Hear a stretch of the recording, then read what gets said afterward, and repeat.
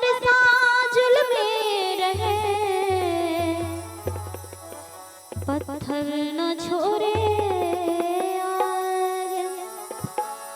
कहते हैं यदि किसी सज्जन व्यक्ति से प्रेम हो तो चाहे कितना भी समय व्यतीत हो जाए कभी पुरानी नहीं होती। ठीक उसी प्रकार पत्थर सैकड़ों वर्ष पानी में रहने के बाद भी वो अपनी अग्नि उत्पन्न करने की क्षमता को नहीं त्यागता है। तो जो सच्चे लोग होते हैं उनके जीवन में चाहे भी किसी भी प्रकार की दुख विपत्ति आ जाए, बाधा आ जाए, लेकिन वो सच्चे मार्गों से विमुख नहीं होते।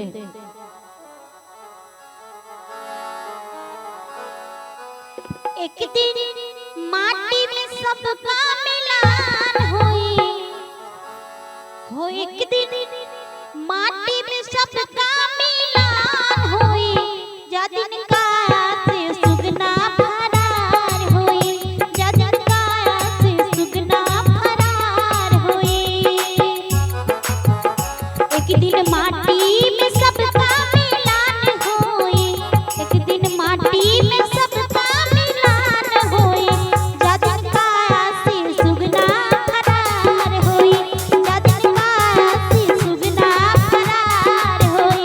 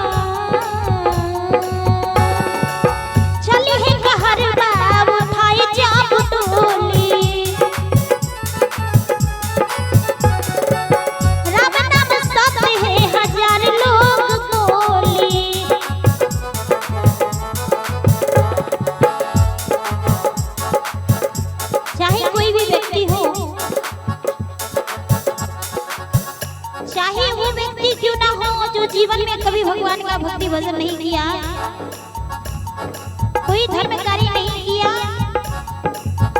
इस मानव जीवन पाके भी गुरु के शरणागत में नहीं गया, अच्छे कर्म ना करी, लेकिन जब उनका मृत्यु होता है ना तो सब सभी लोग कहते क्या, राम नाम सत्य है।